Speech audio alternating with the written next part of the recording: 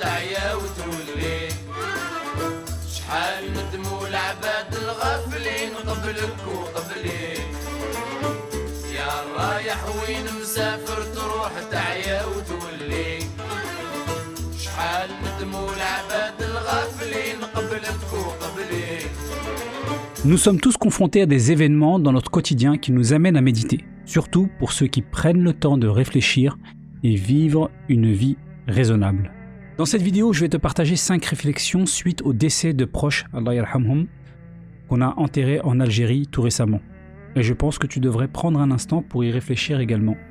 إن في خلق السماوات والأرض واختلاف الليل والنهار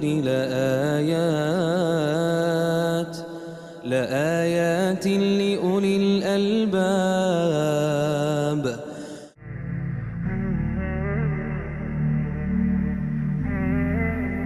En 2019, je crée ma chaîne principale Fodil M, qui avait pour objectif de promouvoir une approche de la vie détachée de la société de surconsommation qu'on nous a vendue depuis tout petit. Le slogan est Biz and Kif, pour inciter à entreprendre, gagner en liberté tout en profitant de sa vie. D'ailleurs, la première vidéo publiée était les 5 plus grands regrets des personnes sur leur lit de mort. Notre soif d'apprentissage concernant l'économie, le business, l'argent est insatiable, car nous voulons bâtir un empire. Alors on étudie un grand nombre de sujets, plus ou moins pertinents, immobilier, e-commerce, or, les actions et bien d'autres.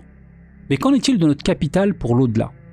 Quels sont les sujets que l'on maîtrise parmi les 5 piliers? A-t-on bâti un empire de bonnes actions? Combien de puits construits, d'écoles, d'œuvres caritatives, de pèlerinages effectués? Cette vie paramétrée depuis notre naissance a tendance à nous endormir. Et la mort d'un proche est un réveil pour se préparer au grand rendez-vous final auquel on sera tous confrontés, la mort. حتى زرتم المقابر كلا سوف تعلمون.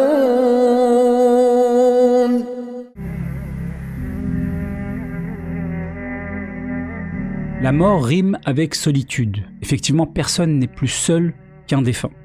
Et les proches endeuillés ressentent vite un sentiment d'abandon, comme un sentiment d'errer dans l'espace sans repère ni but précis. Dans le monde occidental où le manque de spiritualité est criant, tout est construit autour d'une vie de consommation matérielle interminable. Les anciens sont peu respectés, comme on a pu le voir durant le Covid, où il fallait faire des tris, faute de lit, supprimés quelques temps plus tôt. Les cimetières sont encore moins fréquentés que les églises. Et attention, si tu ne payes pas ta concession funéraire, le prix moyen est de 400 € pour une période de 30 ans uniquement. Un cimetière n'est pas extensible à l'infini. À partir de là, toutes ces tombes dépendent de statuts légaux particuliers, donc de durée particulière. Une fois que les tombes ont été abandonnées par les familles, la commune a l'obligation de réexploiter les emplacements. Et donc on transfère les restes vers un ossuaire. Alors que dans les pays orientaux, la spiritualité est plus présente et s'illustre à tous les niveaux, comme j'ai pu le constater durant les récentes funérailles. Tout d'abord, le décès en lui-même. Comme dans la scène du parrain, selon moi, la mort la plus douce, s'il en est dans son milieu familial, ton pays, dans ta résidence, entouré par ta famille. Et non enfermé dans un hôpital aseptisé en manque de moyens et de personnel, la santé mentale ne doit surtout pas être sous-estimée. C'est même le moteur. Puis l'application de nos préceptes religieux soulage grandement la douleur. Le lavage se fait directement et l'enterrement le jour même. En l'espace d'une matinée, l'administration est réglée, le temps que la famille se réunit pour faire des prières. Au moment de quitter le domicile avec le défunt, j'ai été particulièrement impressionné par la foule qui suivait le véhicule en direction du cimetière durant une dizaine de minutes, comme le veut la tradition. Arrivé au cimetière, avec la prière mortuaire, environ 200 personnes étaient présentes pour prier, participer à l'enterrement et nous saluer sur place, et ce malgré la tombée de la nuit. Il y a une vraie solidarité et communion appréciable durant ce moment difficile. Ensuite suivent les 3 jours de deuil à la maison, assis à l'extérieur pour les hommes. Tous les proches, voisins et autres connaissances, plus ou moins éloignés d'ailleurs, viennent transmettre leurs condoléances. Une scène m'a littéralement choqué lorsque j'ai vu au loin un tétraplégique en chaise roulante, à commande, arriver en direction de la maison, nous saluer puis repartir illico. Le voyant s'éloigner, je me disais, ici on prend le temps de donner de la valeur aux choses immatérielles, alors qu'en Europe, dans les pays occidentaux, c'est plus compliqué, car il n'y a peut-être pas de finalité matérielle, ou bien est-on moins sensible? Non, je pense pas. Nous sommes tous trop occupés par cette vie, la course aux richesses essouffle, occupe et préoccupe.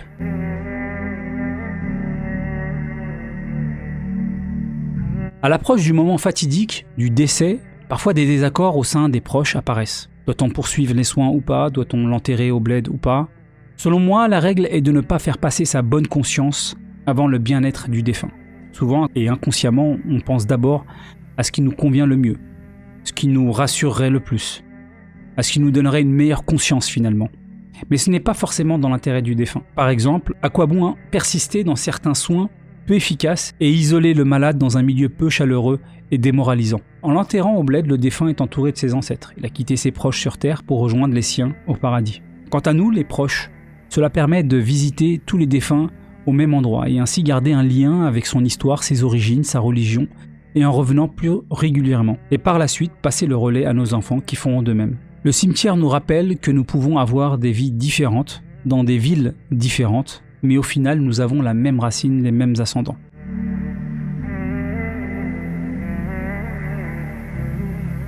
Vient la question que l'on me pose souvent, pourquoi ne pas s'installer dans ton pays d'origine plutôt que vagabonder dans différents pays? Alors je vais y répondre avec précision et nuance ici. Tout d'abord, je vois rarement les choses de façon manichéenne, blanc ou noir, tout ou rien. Je pense que le monde est plus compliqué et nécessite des nuances et subtilités qui peuvent échapper à un raisonnement trop simpliste. Aussi, la vérité d'un jour n'est pas celle de demain. Partant de ces deux règles, j'estime que tout au long de ta vie, tes besoins évolueront, que tu le veuilles ou non. Par exemple, prends ta résidence principale ou même ta voiture. Tu n'as pas le même besoin en tant que jeune, puis une fois marié, ensuite lorsque ta famille s'agrandit, puis lorsque tes enfants prennent leur envol, et enfin, une fois retraité. Ce sont différentes étapes de ta vie qui font évoluer tes besoins. Idem pour le pays. Aujourd'hui, il n'existe pas une seule solution pour toute la vie, selon moi. Voici un graphique pour illustrer mon propos. Notre consommation de matériel est au maximum étant jeune, et au fur et à mesure de notre vie, cette consommation décroît. On s'en détache. À l'inverse, on attachera de plus en plus d'importance aux choses immatérielles comme la spiritualité, les relations sociales avec nos proches, la nature, les activités plus intellectuelles. Seulement, il faut faire attention à ce que notre prise de conscience ne soit pas trop tardive, avec une courbe qui ressemblerait plutôt à ça, avec un pic d'inversion tardif à partir de 60 ans. Le moment où beaucoup se précipitent justement pour réaliser leur pèlerinage et multiplier les bonnes actions. Avec cette logique d'évolution linéaire, je vois un rapprochement avec mon pays d'origine progressif. Même si je participe déjà à des projets, j'emploie des salariés locaux, mon implication en Algérie ira en grandissant, pour passer de plus en plus de temps et certainement une grande partie même de ma retraite, si Dieu nous prête vie bien sûr. Factuellement, et c'est un scoop pour personne, l'Algérie accuse un retard en termes de développement au niveau des services, notamment lorsque l'on compare avec ses pays voisins. Mais j'ai constaté une nette amélioration depuis mon dernier passage avant le Covid. Les commerces sont mieux présentés, les infrastructures telles que l'aéroport plus développées, les nouveaux projets se multiplient. Par exemple, longtemps, la hantise des immigrés en France était le passage par le consulat où je viens de renouveler mon passeport d'ailleurs. J'ai été surpris de voir un grand nombre d'équipements que j'ai rarement vus dans de nombreuses administrations, en France ou à l'étranger. Ce sont des détails, mais ils ne sont pas anodins, car ils démontrent une volonté ou non d'accueillir sa diaspora. L'autre grande problématique était les prix des vols exorbitants dû au monopole de la compagnie nationale, avec un service médiocre qui plus est. Depuis, d'autres compagnies desservent même des petites villes en Algérie et j'ai pu obtenir des vols simples pour une quarantaine d'euros. Ceci étant dit, il reste encore beaucoup de travail. Le staff du consulat est clairement en sous-effectif, pour rester sur cet exemple. Les routes ne sont pas au niveau, et j'en passe. L'Algérie part de très loin, c'est sûr, et doit compenser des décennies d'immobilisme. Aussi, son souhait de vouloir intégrer les BRICS peut être un élément fondateur de son renouveau et confirmer tout son énorme potentiel. Mais, une fois qu'on a dit ça, je me pose tout de même une question. Doit-on juger un pays uniquement par la qualité de ses services? N'est-ce pas une vision justement très matérielle, très occidentale, évoquée plus haut? Certes, un minimum de services est indispensable, mais nos pays ne doivent pas prendre les mégalopoles industrialisés pour modèle, à ressembler absolument au risque de tomber dans leur travers. La simplicité, la fraternité, le respect des traditions, l'attachement à notre culture et principes religieux doivent demeurer la priorité. Et c'est justement ce que j'ai pu constater lors de mon dernier passage, et c'est ce que je recherche justement en venant dans ma petite ville bordée de palmiers à Biskra. Et encore plus lorsque mon âge sera avancé, Inch'Allah.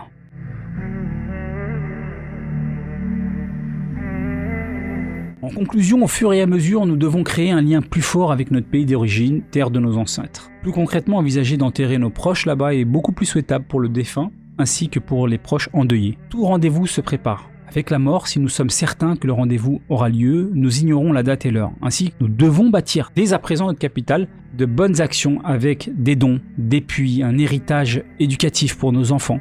C'est ce que j'essaie de faire à travers notamment la boutique e-commerce avec des livrets, des puzzles, des jeux éducatifs, des pèlerinages, un meilleur comportement et toute autre bonne action. Et l'une d'entre elles est le pardon. Concrètement, être capable de dire je pardonne à tout le monde. Même si je n'oublie pas, je n'ai de rancune pour personne. Plus facile à dire qu'à faire, n'est-ce pas? Mais cela doit rester un leitmotiv tout au long de notre vie pour justement une vie plus apaisée.